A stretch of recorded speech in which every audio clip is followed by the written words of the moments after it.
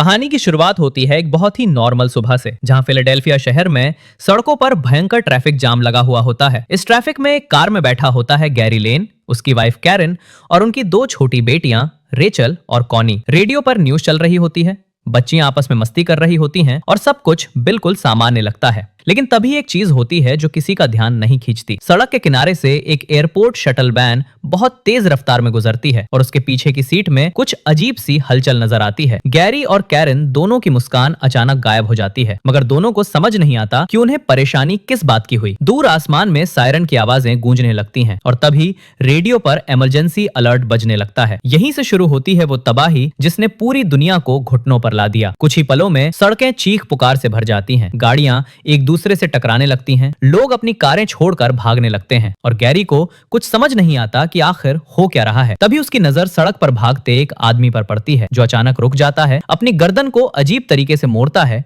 और दूसरे ही पल किसी इंसान पर झपट पड़ता है। ये देखकर गैरी का दिल धक से रह जाता है, क्योंकि उसने पहले कभी ऐसा कुछ नहीं देखा था। ये कोई दंगा नहीं था, ये कुछ और ही था, कुछ ऐसा जो इंसान को सेकंडों में किसी खतरनाक जानवर में बदल दे रहा था। गैरी जल्दी से अपनी कार छोड़कर परिवार को साथ लेकर पास की एक बिल्डिंग में घुस जाता है और वहां से वो लोग, एक दुकानदार उन्हें ऊपर की मंजिल पर शरण देता है। खिड़की से बाहर का मंजर देखते हैं, सड़कों पर लोग एक दूसरे को काट रहे होते हैं और जिसे भी काटा जाता है वो कुछ ही सेकंड्स में वही बन जाता है जिसने उसे काटा था। गैरी को एक बात समझ आ जाती है कि ये कोई वायरस है जो काटने से फैल रहा है और इसकी रफ्तार इतनी तेज है, रात होते होते हालात इतने बिगड़ जाते हैं कि बचने का कोई मौका ही नहीं मिल रहा, कि बिल्डिंग के नीचे भी इन क्रीचर्स की भीड़ जमा हो जाती है और गैरी समझ जाता है कि अगर सुबह तक यहाँ से नहीं निकले तो वो भी इनका शिकार बन जाएंगे। यहीं पर एक मोड़ आता है। गैरी असल में कोई आम इंसान नहीं था, वो पहले यूएन में एक इन्वेस्टिगेटर रहा था जो दुनिया के सबसे खतरनाक युद्धों और महामारियों की तहकीकात करता था। उसके पुराने बॉस थेरी का फोन उसके पास आता है जो उसे बताता है कि एक हेलीकॉप्टर उसकी छत पर उतरने वाला है और उसे अपने परिवार के साथ वहां पहुंचना होगा। मगर बिल्डिंग की छत तक पहुंचने का मतलब था नीचे गलियों से होकर गुजरना, वही गलियां जहां अब इंसान नहीं बल्कि वो काटे जाने वाले क्रीचर्स घूम रहे थे। गैरी अपने परिवार को लेकर अंधेरे में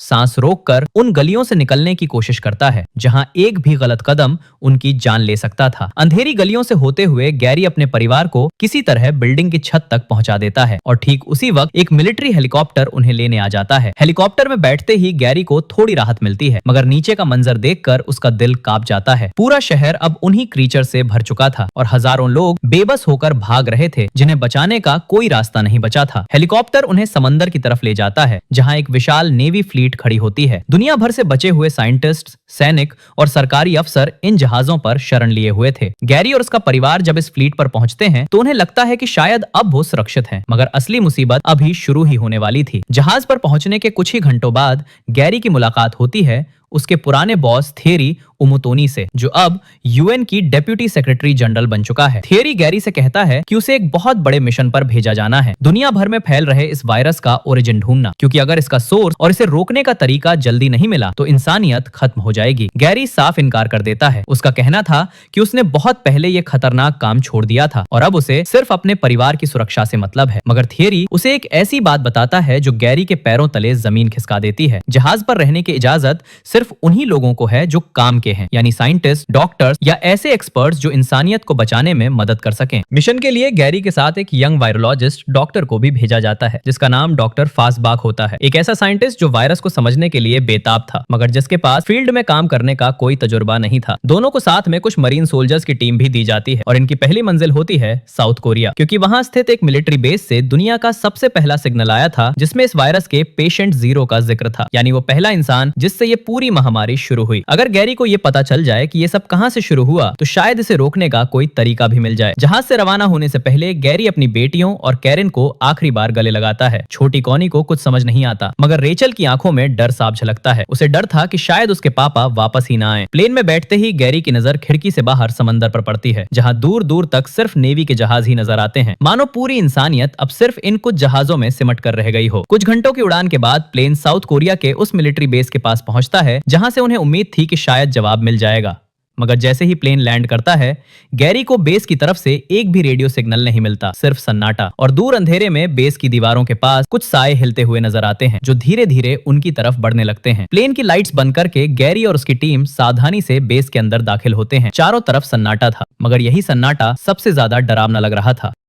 प्लेन जेरूसलम में लैंड करता है और गैरी को सीधा ले जाया जाता है मोसाद एजेंट जुर्गेन वॉन ब्रून के पास। जुर्गेन की उम्र ज्यादा थी, मगर उसकी आंखों में एक अलग तरह की सतर्कता थी, मानो वो वर्षों से किसी आने वाले खतरे के इंतजार में था। गैरी जब उससे पूछता है कि इजराइल को इस वायरस के बारे में इतना पहले कैसे पता चल गया, तो जुर्गेन एक हैरान कर देने वाली बात बताता है। वो कहता है कि इजराइल में एक पुराना सिद्धांत है जिसे 10वें आदमी का सिद्धांत कहा जाता है। अगर 9 लोग किसी बात को सच मान लें, तो 10वें आदमी की जिम्मेदारी होती है कि वो उस बात को गलत साबित करने की कोशिश करे, सिर्फ इस संभावना के लिए कि बाकी सब गलत हो सकते हैं। जब ताइवान से पहली बार एक अजीब बीमारी की खबर आई थी, तो बाकी सभी एजेंसियों ने उसे नजरअंदाज कर दिया, मगर इजराइल के 10वें आदमी ने उस खबर को गंभीरता से लिया और इसी वजह से इजराइल ने वक्त रहते अपनी सीमाओं को सील करके यह विशाल दीवार बना ली, जिससे लाखों लोगों की जान बच गई। गैरी इस बात से प्रभावित होता है, मगर उसे अभी भी यह नहीं पता चलता कि वायरस का असली ओरिजिन कहां से है। जुर्गेन उसे बताता है कि उसके पास भी पूरी जानकारी नहीं है, मगर वो गैरी को शहर के अंदर कुछ और सबूत दिखाने के लिए ले जाता है। इसी दौरान गैरी की मुलाकात एक यंग इजरायली महिला सोल्जर सेगन से होती है, जो दीवार की सुरक्षा में तैनात थी। शहर के अंदर मौजूद लाखों शरणार्थी जो दुनिया के बाकी हिस्सों से बचकर यहाँ पहुंचे थे, खुशी से झूम रहे थे और गाने गा रहे थे, क्योंकि उन्हें लगता था कि वो आखिरकार सुरक्षित जगह पहुंच गए हैं। मगर गैरी को यह नजारा देखकर कुछ अजीब सा खटकता है। वो जुर्गेन से कहता है कि इतना शोर, इतनी आवाजें, ये खतरनाक हो सकता है, क्योंकि उसे शक था कि ये क्रिएचर्स आवाजों के जरिए ही एक दूसरे को ढूंढते और जुटते हैं। जुर्गेन उसकी बात को हल्के में लेता है, क्योंकि उसे यकीन था कि उनकी दीवार इतनी मजबूत है कि कोई भी इसे पार नहीं कर सकता। मगर गैरी की बात सही साबित होती है, और इस बार बहुत ही खतरनाक तरीके से। शरणार्थियों के गाने और जश्न की आवाज इतनी तेज हो जाती है कि वो दीवार के बाहर मौजूद लाखों क्रिएचर्स तक पहुंच जाती है। अगले ही पल गैरी अपनी आंखों के सामने वो मंजर देखता है जिसकी उसने कल्पना भी नहीं की थी। दूर क्षितिज पर हजारों लाखों क्रिएचर्स एक साथ उस ऊंची दीवार की तरफ दौड़ने लगते हैं और एक दूसरे के ऊपर चढ़कर अपने ही साथियों के शरीरों की सीढ़ी बनाकर वो दीवार को पार करने की कोशिश करने लगते हैं। ये देखकर हर तरफ चीख पुकार मच जाती है, सायरन बजने लगते हैं, सोल्जर्स गोलियां चलाने लगते हैं। मगर क्रिएचर्स की तादाद इतनी ज्यादा थी कि कुछ ही मिनटों में वो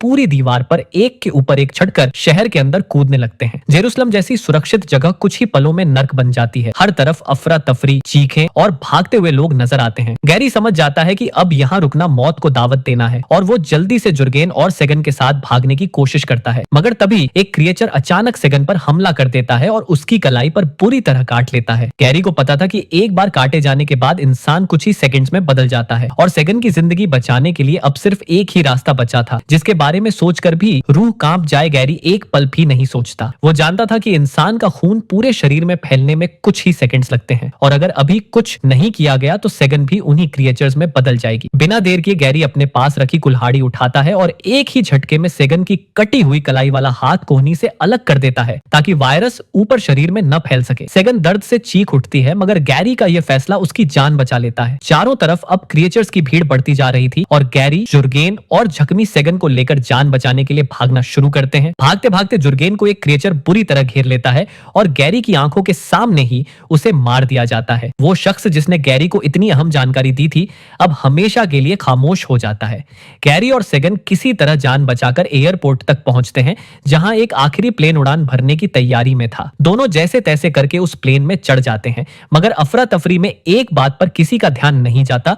उनके साथ चढ़ने वालों में एक ऐसा शख्स भी था जिसे पहले से काटा जा चुका था, मगर वो इस बात को सबसे छुपा रहा था, क्योंकि उसे डर था कि बाकी लोग उसे प्लेन में नहीं चढ़ने देंगे। प्लेन हवा में उड़ान भर लेता है और गैरी थोड़ी देर के लिए राहत की सांस लेता है, सोचता है कि शायद अब खतरा टल गया है। मगर यह सुकून बस कुछ ही मिनटों का मेहमान था। प्लेन के अंदर अचानक उस छुपे हुए काटे गए शख्स की हालत बिगड़ने लगती है। उसका शरीर कांपने लगता है, आंखें पलटने लगती हैं, और इससे पहले कि कोई कुछ समझ पाता, वो पूरी तरह से एक क्रिएचर में बदल जाता है और प्लेन में बैठे बाकी पैसेंजर्स पर हमला कर देता है। प्लेन के अंदर अब चीख पुकार मच जाती है। एक के बाद एक लोग काटे जाने लगते हैं, और बंद तंग प्लेन के अंदर भागने की कोई जगह नहीं थी। गैरी समझ जाता है कि अगर इस क्रिएचर को अभी नहीं रोका गया तो कुछ ही मिनटों में पूरा प्लेन इन्हीं चीजों से भर जाएगा। गैरी के दिमाग में एक खतरनाक मगर आखिरी उपाय वाला आइडिया आता है। वो जानता था कि उनके पास बचने का बस एक ही रास्ता है, प्लेन को जमीन पर गिराना, इतनी ऊंचाई से नहीं कि सब मर जाएं, बल्कि एक controlled crash. Gary pilot cabin की तरफ भागता है, मगर रास्ते में क्रिएचर्स उसका रास्ता रोक लेते हैं। जैसे तैसे जूझते हुए, जख्मी होते हुए गैरी एक ग्रेनेड को इस तरह इस्तेमाल करता है कि प्लेन का एक हिस्सा उड़ जाए और प्लेन तेजी से नीचे गिरने लगे। उसकी उम्मीद यही थी कि क्रैश के झटके में बाकी क्रिएचर्स मर जाएंगे और शायद वो और सेगन बच जाए। प्लेन जमीन की तरफ बेकाबू होकर गिरने लगता है और गैरी को पता नहीं था कि नीचे आखिर क्या इंतजार कर रहा है, जिंदगी या मौत। जोरदार धमाके के साथ प्लेन जमीन से टकराता है और मलबे में सब कुछ बिखर जाता है। कुछ देर के लिए चारों तरफ सिर्फ धुआं और सन्नाटा होता है। जब गैरी की आंख खुलती है तो उसका पूरा शरीर दर्द से कराह रहा होता है, मगर वो जिंदा था। उसकी बगल में सेगन भी होश में आती है, पूरी तरह जख्मी मगर जिंदा। दोनों धीरे धीरे प्लेन के मलबे से बाहर निकलते हैं और चारों तरफ देखते हैं। वो वेल्स के एक वीरान ठंडे इलाके में आ गिरे थे, जहां दूर दूर तक कोई इंसान नजर नहीं आता। गैरी को एहसास होता है कि अब उनके पास न कोई हथियार बचा है, न कोई संपर्क का जरिया, और न ही यह पता है कि आगे जाना कहां है। मगर गैरी के पास एक आखिरी सुराग जरूर बचा था। जिस डॉक्टर फास्पाक की मौत साउथ कोरिया में हुई थी, उसने मरने से पहले अपने लैपटॉप में एक ईमेल भेजा था, एक ऐसी जगह के बारे में जिसका नाम था कार्डिफ, वेल्स की एक WHO रिसर्च फैसिलिटी, जहां दुनिया के कुछ सबसे बेहतरीन साइंटिस्ट इस वायरस पर रिसर्च कर रहे थे। गैरी को लगता है कि शायद यही वो जगह है जहां इस महामारी का जवाब छुपा हो सकता है। जख्मी हालत में बिना किसी मदद के गैरी और सेगन पैदल ही उस फैसिलिटी की तरफ बढ़ने लगते हैं, ये जानते हुए कि रास्ते में कहीं भी कोई क्रिएचर सामने आ सकता है। घंटों की मुश्किल यात्रा के बाद थके हारे चोटिल गैरी और सेगन आखिरकार उस WHO फैसिलिटी के दरवाजे तक पहुंचते हैं। मगर जब वो अंदर दाखिल होते हैं तो वहां का मंजर देखकर उनके होश उड़ जाते हैं। पूरी फैसिलिटी खामोश थी, लाइट्स बंद थी और फर्श पर खून के निशान फैले हुए थे। ऐसा लगता था कि यहाँ पहले भी कुछ बहुत बुरा हो चुका है। दोनों सावधानी से अंदर पड़ते हैं, हर कोने को चेक करते हुए, ये उम्मीद करते हुए कि शायद कोई जिंदा साइंटिस्ट मिल जाए जो उन्हें कुछ जवाब दे सके। तभी एक कमरे में उन्हें कुछ बचे हुए साइंटिस्ट और सैनिक मिलते हैं जो खुद को अंदर बंद करके छुपे हुए थे। वो बताते हैं कि कुछ दिन पहले यहाँ एक हादसा हुआ था जिसमें कई लोग मारे गए और अब बहुत कम स्टाफ बचा है। गैरी उन्हें डॉक्टर फास्बाक के बारे में बताता है और पूछता है कि क्या उन्हें कोई ऐसी रिसर्च मिली है जो इस वायरस को रोकने में मदद कर सके। एक बूढ़ी साइंटिस्ट गैरी को कुछ पुरानी फाइलें दिखाती है जिनमें कुछ अजीब केस स्टडीज का जिक्र था, ऐसे मरीज जिन्हें पहले से कोई गंभीर बीमारी थी। और अजीब बात यह थी कि क्रिएचर्स ने उन्हें कभी नहीं काटा, जैसे वो उन्हें नजरअंदाज कर देते हो। गैरी की आंखों में अचानक एक चमक आ जाती है, क्योंकि शायद यही वो सुराग था जिसकी उसे तलाश थी। मगर इस थ्योरी को सच साबित करने के लिए किसी को खुद अपनी जान जोखिम में डालकर इसे टेस्ट करना होगा। गैरी उन पुरानी फाइलों को बार बार पढ़ता है और उसके दिमाग में एक थ्योरी साफ होने लगती है। अगर बीमार और कमजोर शरीर में मौजूद कोई दूसरी घातक बीमारी इस वायरस से छुपने का काम कर सकती है, तो शायद इंसानियत के पास एक हथियार है, खुद को किसी कम खतरनाक मगर पहचानी जाने वाली बीमारी से संक्रमित करके क्रिएचर्स की नजरों से कैमोफ्लेज यानी छुप जाना। मगर यह सिर्फ एक थ्योरी थी, किताबी अंदाजा। इसे सच साबित करने के लिए किसी को खुद अपने शरीर में वो बीमारी डालकर खुले तौर पर क्रिएचर्स के सामने जाकर टेस्ट करना होगा। यह सुनकर कमरे में मौजूद हर साइंटिस्ट और सैनिक खामोश हो जाता है, क्योंकि अगर यह थ्योरी गलत निकली तो टेस्ट करने वाले की मौत पल भर में तय थी। गैरी को पता था कि यह फैसला किसी और पर नहीं छोड़ा जा सकता। उसने खुद ही यह जोखिम लेने का फैसला किया, क्योंकि अब तक वो जान चुका था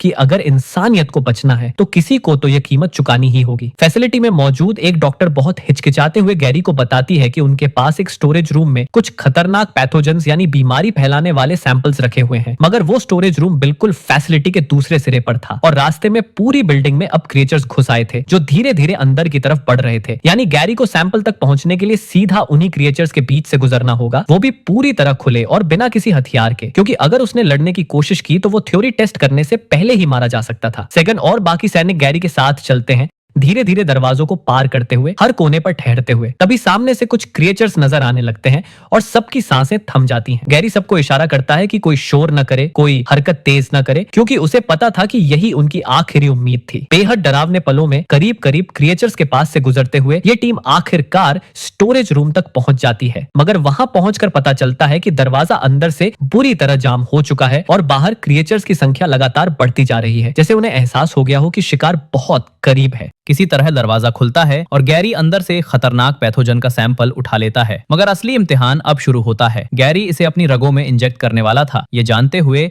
कि अगर उसकी थ्योरी गलत निकली तो वो खुद अपने हाथों अपनी मौत को बुलावा दे रहा था। उसके हाथ कांप रहे थे। सेगन और बाकी सब सांस रोक कर देख रहे थे। सुई उसकी बाह में जाने वाली ही थी जब बाहर से क्रीचर्स के दरवाजे पर जोरदार धमाके की आवाजें आने लगती हैं। समय अब बहुत कम बचा था और गैरी को फैसला लेना ही था, चाहे नतीजा कुछ भी हो। समय हाथ से फिसल रहा था। गैरी एक गहरी सांस लेता है है, सुई को अपनी बाह में चुभा देता है और वो खतरनाक पैथोजन सीधा उसके खून में उतर जाता है। अगले ही पल दरवाजा टूट जाता है और क्रीचर्स कमरे में घुस आते हैं। सेगन और बाकी सैनिक अपनी जान बचाने के लिए पीछे हटने लगते हैं, मगर गैरी जानबूझकर पीछे नहीं हटता। उसे अपनी थ्योरी को टेस्ट करना था, अभी और इसी पल। वो खुद को खुले तौर पर उन क्रीचर्स के सामने ला देता है, अपनी आंखें बंद करके, ये उम्मीद करते हुए कि अगली सांस उसकी आखिरी ना हो। और फिर वो होता है जिसकी किसी ने कल्पना भी नहीं की थी। पास आता एक क्रीचर गैरी के बिल्कुल करीब पहुंचता है, अपना सिर उसकी तरफ घुमाता है, सूंघता है और फिर बिना किसी हमले के आगे बढ़ जाता है, जैसे गैरी वहां मौजूद ही ना हो। एक के बाद एक बाकी क्रीचर्स भी उसी कमरे से होते हुए गुजर जाते हैं, मगर कोई भी गैरी को छूता नहीं। सेगन और बाकी सब ये देखकर सांस रोक लेते हैं। गैरी की थ्योरी सही साबित हो रही थी। बीमारी ने उसे क्रीचर्स की नजरों से पूरी तरह छुपा दिया था, मानो वो उनके लिए इंसान ही नहीं रहा हो। गैरी फौरन सैटेलाइट फोन से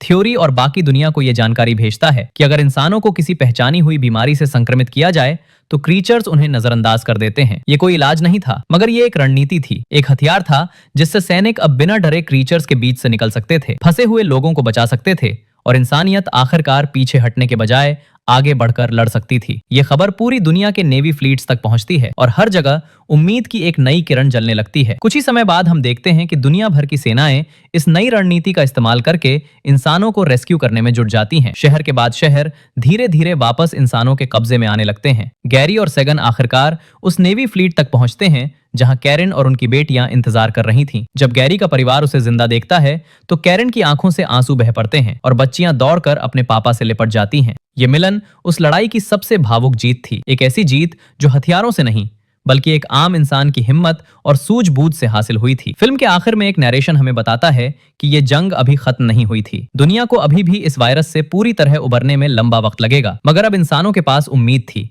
एक रास्ता था और वो डर जो पहले हर तरफ फैला हुआ था वो अब धीरे धीरे हिम्मत में बदलने लगा था। और यही वो असली सबक था जो ये कहानी हमें सिखाती है। सबसे बड़े अंधेरे में भी सिर्फ एक इंसान की सूझबूझ पूरी इंसानियत को बचाने की वजह बन सकती है।